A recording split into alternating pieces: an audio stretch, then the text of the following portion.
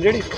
नमस्कार मित्रों, गढ़ यात्रा में स्वागत है। आज जो चल रहा है बांग्लादेश में अल्पसंख्यक हिंदुओं के साथ जो अत्याचार हो रहा है, उसी के संदर्भ में एक धरना प्रदर्शन यहाँ पे एक प्रदर्शन रखा गया, जिसके संचालक भी यहाँ पे हैं और समस्त लोग जो कि इस मुद्दे को चाह रहे कि अल्पसंख्यक हिंदुओं के साथ इस तरह का कोई वो ना हो। इसलिए इन लोगों से हम थोड़ा जानना चाहेंगे कि क्या परिस्थिति अभी बांग्लादेश और क्या बांग्लादेश की स्थिति में भारत में इसमें कोई असर पड़ेगा।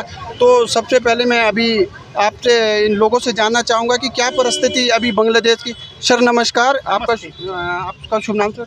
मैं एडवोकेट विनोद कुमार। बहुत बहुत स्वागत है आपका गढ़ यात्रा में। और जिस तरह से नव पर्वतीय विकास संस्था द्वारा एक आयोजन गांधी पार्क में रखा गया, इसमें क्या ये सब चीज़ मुद्दे हैं जो कि अल्पसंख्यक हिंदू अपने को सुरक्षित नहीं समझ पा रहा बांग्लादेश में, और कहीं ना कहीं उन पे जो अत्याचार बांग्लादेश में आज की जो डेमोक्रेसी के हिसाब से चल रहा है वो क्या है, मैं थोड़ा समझना चाहूँगा आपसे। सर बताइए। देखिए, आज नव पर्वतीय विकास संस्था की ओर से एक कार्यक्रम आयोजित हुआ हस्ताक्षर अभियान का, विरोध प्रदर्शन का। जैसे ही 5 अगस्त कहीं, चूँकि वहाँ 1.4 करोड़ हिंदू समुदाय है, कल भी वहाँ एक बहुत बड़ा विरोध प्रदर्शन हुआ। सभी हिंदू समुदाय के लोग सड़कों पे उतरे, और मैं मानता हूँ ये केवल हिंदू और मुस्लिम वाली बात नहीं है, ये मानवता को शर्मसार करने वाली एक घटना है, जिसे हमें समझना होगा कि अगर इस तरीके से कहीं भी किसी भी देश में कोई आपातकालीन स्थिति होती है तो उसमें मानवता शर्मसार ना हो। तब हमने यूएन से भी ये गुहार लगाई कि यूएन की एक टीम वहाँ जाए और वहाँ जाके विजिट करे, वहाँ के हालात को देखे, जो लगातार वहाँ हालात बांग्लादेश में बिगड़ते जा रहे हैं। तो क्या जो स्थिति अभी बांग्लादेश में चल रही है, तो क्या उस स्थिति के प्रावधान में भारत में भी कुछ इस तरह की स्थितियाँ बन सकती है?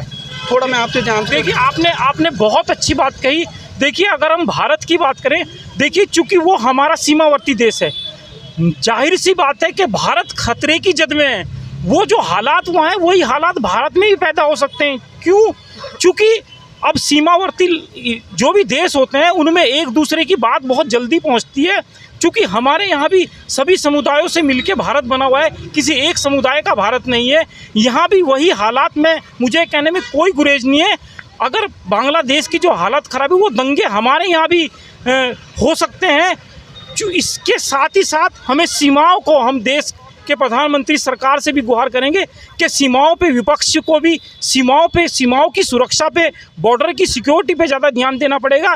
क्योंकि लगातार भारी संख्या में बांग्लादेशी भारत की सीमाओं में प्रवेश कर रहे हैं, वो भी हमारे लिए एक बड़ी दुखदाई और परेशानी पैदा करने वाली बात है।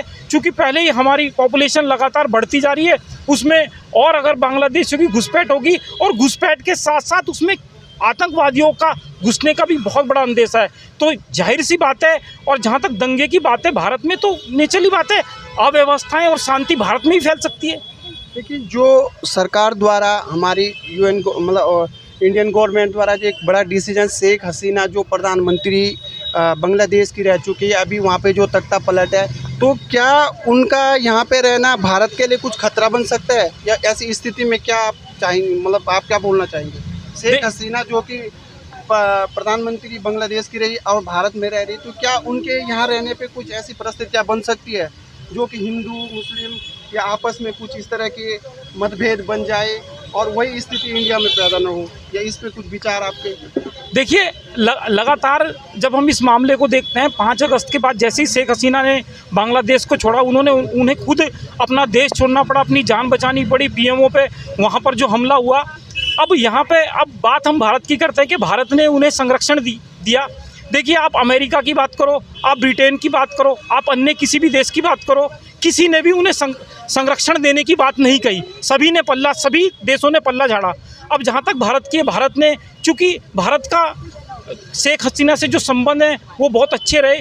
इसमें मैं एक बात ज़रूर कहना चाहूँगा कि मुस्लिम लीग द्वारा जो वहाँ जो कदम उठाए गए थे, जहाँ वो जो कट्टरपंथी बांग्लादेश में चल रही थी, उसके खिलाफ जो शेख हसीना जो कदम उठाए, अगर हम उस पर बात करते हैं, और जो भारत के साथ जो मुहिम आतंकवाद के खिलाफ शेख हसीना चला रही थी, तो मैं मानता हूँ भारत का संरक्षण देना एक वाजिब भी बनता था। कहीं संरक्षण भी जरूरी था, और कहीं ना कहीं एक मानवता की जब बात आती है तो हम हर व्यक्ति को एक आधारभूत शिला के हिसाब से देखते हैं, ताकि हमें एक मानवता का भी एक संदेश पहुँचे पूरे विश्व में। तो मैं अभी जो हमने चीज़ें देखी समझी, और ये नव पर्वतीय विकास संस्था द्वारा जो हस्ताक्षर एक अभियान चलाया गया और इनके द्वारा यूएन को जो पत्र लिखा गया, उसमें भी स्पष्टीकरण है कि कहीं ना कहीं ये चीज़ें आगे न बढ़े, जिससे कि हमारी भारत की व्यवस्थाओं में कोई व्यवधान पैदा न हो। तो मैं